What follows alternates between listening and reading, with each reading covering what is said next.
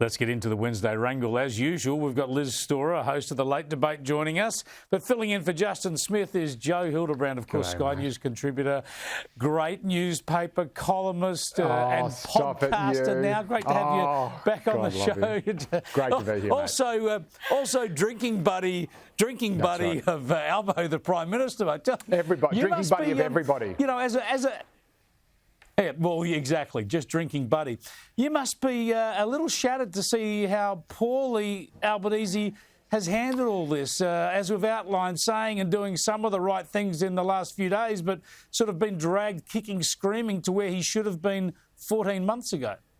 Yeah, look, I think that's a pretty fair criticism. I think Albanese is someone, obviously, as everyone who watches Sky News well knows, did come from the left of the Labor Party originally. He's now trying to sort of stake out a position in the centre of politics and towards the right of the Labor Party, and he's doing that as Prime Minister, which is a learning game at the best of times. And so I think he's sort of feeling his way around, trying to stake out a position that he instinctively wants to get to, but hasn't necessarily had the experience in being able to know how to respond with the sort of clarity, I suppose, that someone like Chris Minns has. By way of contrast, but I think strangely, I think the two actions. Go.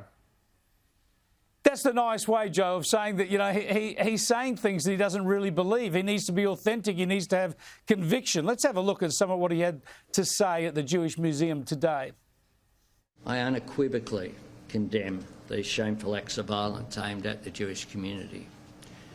They are acts which are aimed at promoting fear in the community, and that, by any definition, is what terrorism is about. Yeah, there's the PM today. And Liz, no one could disagree with what he's saying, but it's just the manner he's been brought there and therefore the sort of lack of conviction you read in what he's saying and doing. It's just too obvious, Chris, to anyone who's been paying attention since October the 7th and the way this his entire government has behaved since. It's very painfully obvious to anyone who's in the know that this is simply lip service. We saw it at the synagogue yesterday, which he took almost 5 days to visit. It's not every day we have a terrorist attack, alleged terrorist attack, I should say, here on Australian soil. It's not every day we have someone's place of worship literally firebombed. So even his taking so long to show up at the site, pay his respects and do due diligence as the Prime Minister of this nation, I don't think there's anything he could say or do in the short time he's got left to the election to convince anyone that he means what he's saying now.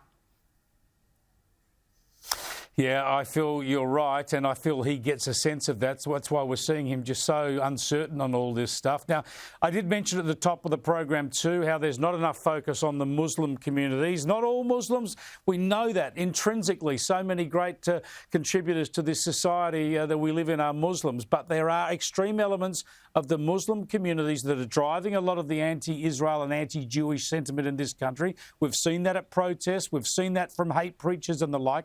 And I don't think we've seen enough from Muslim community leaders decrying this behaviour. And have a listen to the Home Affairs Minister Tony Burke now, where he's talking about not just anti-Semitism, but Islamophobia. Both of them had a spike, and therefore there was a vote in the Parliament where the resolution dealt with both forms of bigotry. All forms of bigotry are unacceptable in Australia. Anti-Semitism is unacceptable and Islamophobia is unacceptable. I've got to say, Joe, with the notable and tragic and horrific exception of what we saw in Christchurch some years ago, in large part, certainly in this country, what people talk about as Islamophobia just doesn't exist, as Tony Abbott mentioned in his column this morning.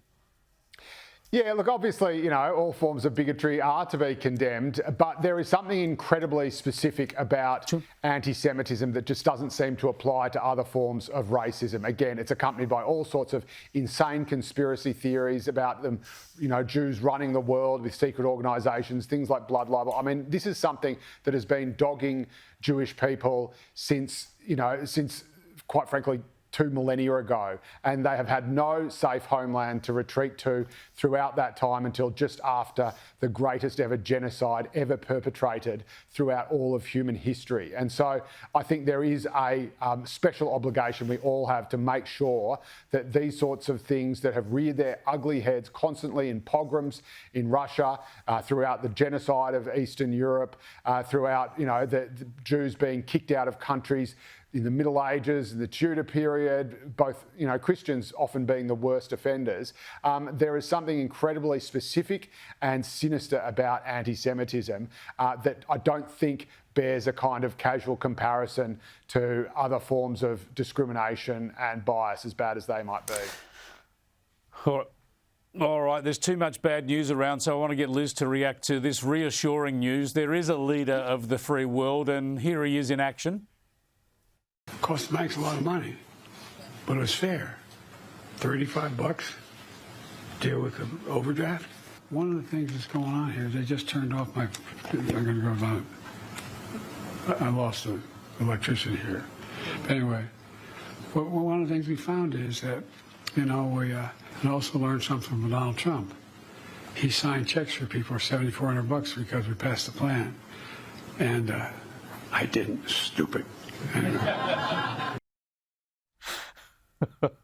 4 more years. Lindsay, he lost his teleprompter, but he kept talking. I don't know what he said, but he kept talking. He says while his mic works and the lights are still on. I lost my electricity here. That's why Something I went out. I'm not sure if it was electricity. Oh my goodness. Aren't you going to miss these Biden blunders though? I mean, for almost 4 years, we've been highly entertained by watching the leader of the free world, the commander-in-chief, although we know he hasn't actually been filling that position at all. It's the bureaucrats, faceless, nameless bureaucrats behind him who have been having a field day running America into the ground. But gosh, what are we going to do when we don't have these sleepy Joe Biden clips?